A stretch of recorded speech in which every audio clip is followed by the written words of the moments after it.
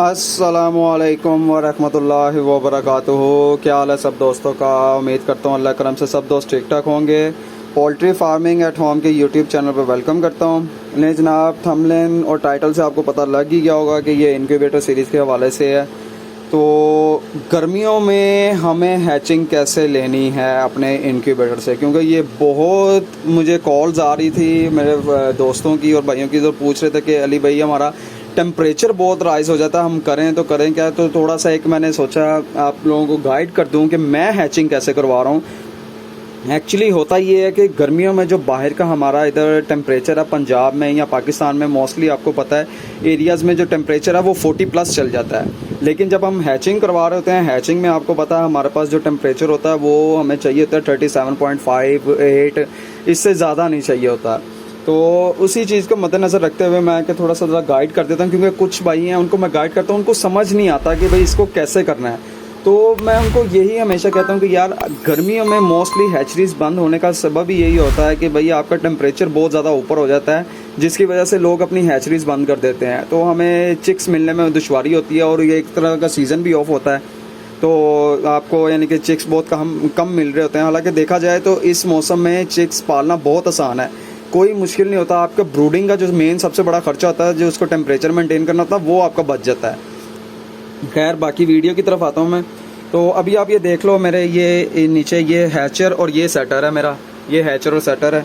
ये आपको मैंने शायद पहले भी अपनी वीडियोस में दिखाया हो।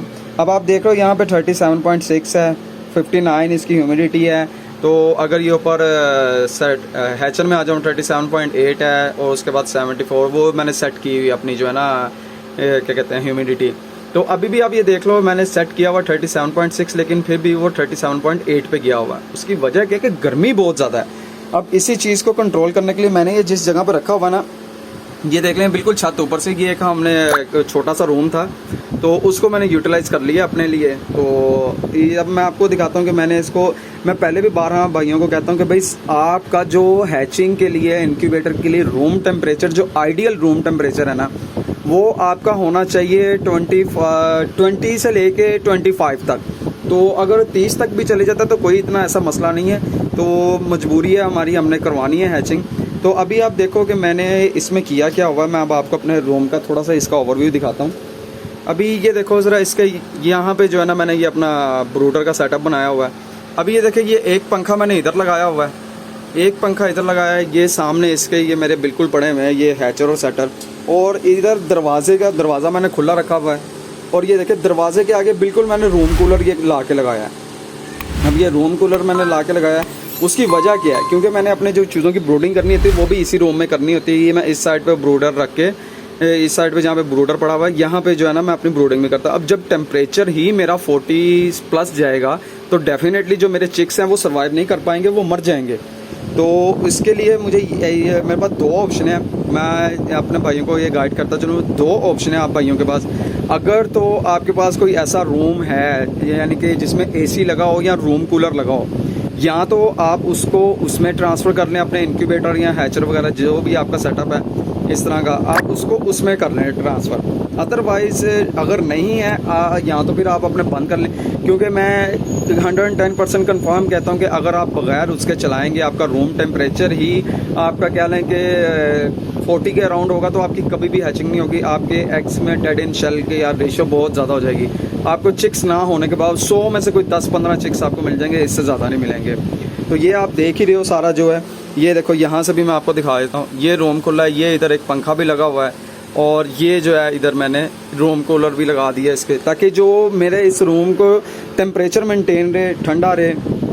तो जैसे मैंने आपको बताया, आपको या तो उसमें शिफ्ट कर लें तब आपको हैचिंग रिज़ल्ट मिलेगा, अदरवाइज़ जो है ना आपको हैचिंग रिज़ल्ट नहीं मिल सकता। थोड़ा बहुत आपको खर्चा करना पड़ेगा, इसके बगैर आप लोगों का गुजारा नहीं। आई होप सो कि मैंने काफ़ी पॉइंट्स क्लियर कर दिए होंगे कि हैचिंग कैसे करवाने।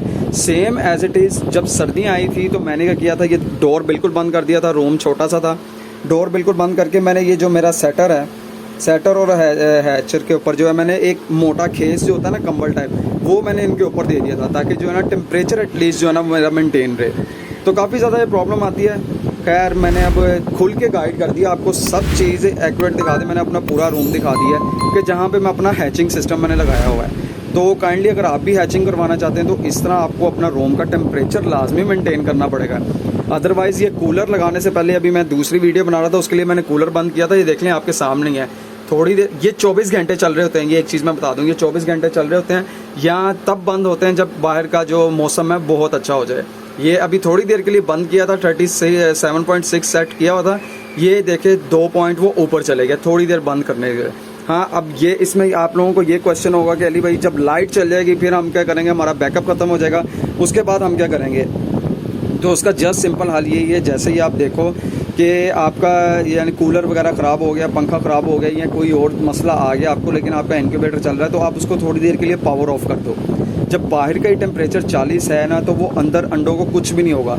मैंने इवन जब ये मैं रूम कूलर बाय करने के लिए मार्केट गया था, मुझे 3 से 4 घंटे लग गए थे। मैं जाते हुए अपना ये हैच और सेटर दोनों को ऑफ़ करके गया था और वापस आया था तो टेम्परेचर मेरा ये 37.4 था, इससे नीचे नहीं था गया हुआ टेम्परेचर मेरा।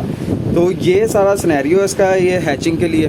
तो काइंडली ये इस वीडियो को अपने दोस्तों के साथ लाजमी शेयर कीजिए, क्योंकि काफ़ी भाइयों को प्रॉब्लम आ रही है। हो सकता है आपके एक शेयर करने की वजह से उनके प्रॉब्लम सॉर्ट आउट हो जाए और उनको हेल्प आउट हो जाए कि भाई ये इसको कैसे मैनेज करना है। तो ये सारी चीज़ें थी जो मैंने आपके सामने रख दी हैं। तो अगर आपको वीडियो पसंद आई हो तो kindly poultry farming at home के यूट्यूब चैनल और फेसबुक पेज को ज़रूर लाइक कीजिएगा, कमेंट कीजिएगा, शेयर कीजिएगा, चैनल को सब्सक्राइब कीजिएगा।